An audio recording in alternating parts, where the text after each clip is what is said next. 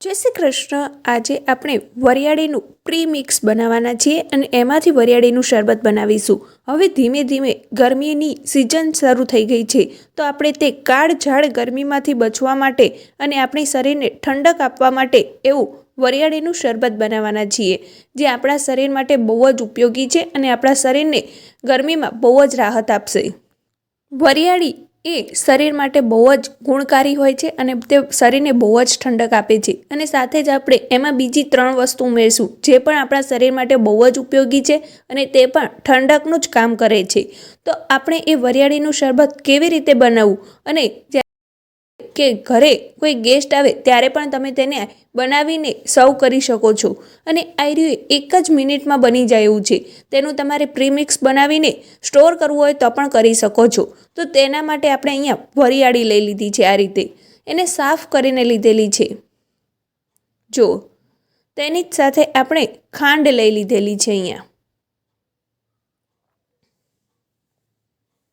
હવે સાથે જ આપણે અહીંયા ખસખસ લઈ લીધેલી છે, જે આપણા શરીર માટે બહુ જ સારી છે અને ઠંડક આપે છે। તેની જ સાથે અહીંયા મરી લઈ લીધા છે આ રીતના। હવે આ 4 જ વસ્તુમાંથી આપણું વરિયાળીનું પ્રીમિક્સ તૈયાર થશે। તો તેના માટે સૌથી પહેલાં આપણે ખાંડને દળી લઈશું। આપણી આ ખાંડ દળાઈ જાય પછી આપણે એમાં વરિયાળી દળવાની છે, એ જ મિક્સચર બાઉલમાં। તો એના માટે આ રીતની વરિયાળી જે લીધેલી છે તે લઈશું અને સાથે એમાં મરી એડ કરી દઈશું। તમે ખાંડની જગ્યાએ સાકરનો પણ ઉપયોગ કરી શકો છો। અત્યારે મારી પાસે સાકર ન હોવાથી મેં ખાંડનો ઉપયોગ કરેલો છે। સાકર લો તો બહુ જ સારી વસ્તુ કહેવાય। હવે આપણી વરિયાળી અને જે મરી હતા એ પણ મિક્સચરમાં દળાઈ ગયા છે અને એને સારી રીતે આવી રીતે ચાણી રાખીને ચાળી લઈશું, એટલે એમાં જે પણ કચરું હોય તે દૂર થઈ જાય, એના રેસા હોય વરિયાળીના એ પણ દૂર થઈ જાય।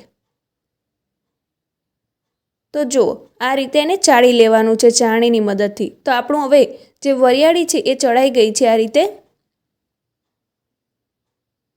કેટલી બારીક અને બહુ જ સરસ મજાની આપણી વરિયાળી દળાઈ ગઈ છે। હવે એમાં આપણે ખસખસ ઉમેરી દઈશું। હવે તેની જ સાથે આપણે આમાં જે દળેલી ખાંડ રાખી હતી તે ઉમેરી દઈશું। તમારે જે રીતનું ગળ્યું રાખવું હોય એ રીતે તમે રાખી શકો છો। તમારા રીતે પ્લસ માઇનસ કરીને એને સારી રીતે મિક્સ કરી લેવું આ પ્રીમિક્સને। જો આ રીતે મિક્સ થઈ જાય પછી એને આપણે કોઈ પણ એરટાઇટ જે બરણી હોય એમાં ભરી શકીએ છીએ। જો અહીંયા મેં કાચની આ રીતની બરણી લઈ લીધેલી છે અને તેમાં એને ભરી દેવાનું છે। તો જો આ રીતે ભરાઈ જાય પછી એમાં અંદર 1 ચમચી મૂકી દેવાની છે। આપણું આ વરિયાળીના શરબત માટેનું પ્રીમિક્સ બનીને રેડી થઈ ગયું છે અને હવે તમારે જ્યારે પણ શરબત બનાવવો હોય ત્યારે એને કઈ રીતે બનાવવો તો આપણે એ પણ જોઈ લઈએ। તો પહેલાં તો આ રીતે તમારે બરણીમાં ભરી લીધા પછી સર્વ કરવા માટે આપણે આ રીતના 2 ગ્લાસ લઈ લીધા છે કાચના। તો આપણે પ્રીમિક્સમાંથી શરબત કેવી રીતે બનાવવું તે પણ બતાવી દઈએ। તો અત્યારે જે આપણે પ્રીમિક્સ તૈયાર કરીને રાખ્યું વરિયાળીનું, એમાંથી આ રીતના મેં અત્યારે 2 ચમચી લીધેલું છે। તમારે તમારા ટેસ્ટ પ્રમાણે ઉમેરી લેવાનું। તો આ રીતે 2 ચમચી ભરીને આપણે બંને ગ્લાસમાં લઈ લઈશું।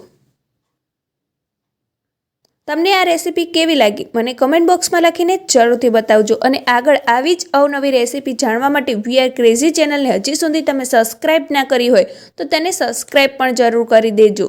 હવે આમાં આપણે ઠંડુ પાણી ઉમેરી દઈશું। આપણું પ્રીમિક્સ ઉમેરાઈ જાય પછી આપણે એમાં ઠંડુ પાણી ઉમેરી દેવાનું છે। જો કલર કેટલો સરસ ગ્રીન આવ્યો છે તમે જોઈ શકો છો, એનો કલર પણ જળવાઈ રહ્યો છે। અને તમારે જો ઠંડુ પાણી ના ઉમેરવું હોય તો એને રૂમ ટેમ્પરેચર ઉપર પાણી ઉમેરીને તેમાં આઈસ ક્યુબ ઉમેરી દેવા અને હવે આને સારી રીતે ચમચીની મદદથી હલાવી લેવાનું ઉપર નીચે। તો એકદમ સરસ ઠંડુ ઠંડુ આપણું વરિયાળીનું શરબત બનીને તૈયાર થઈ ગયું છે। હવે આપણે મળીએ એક નવી જ રેસીપી સાથે। ત્યાં સુધી બાય બાય।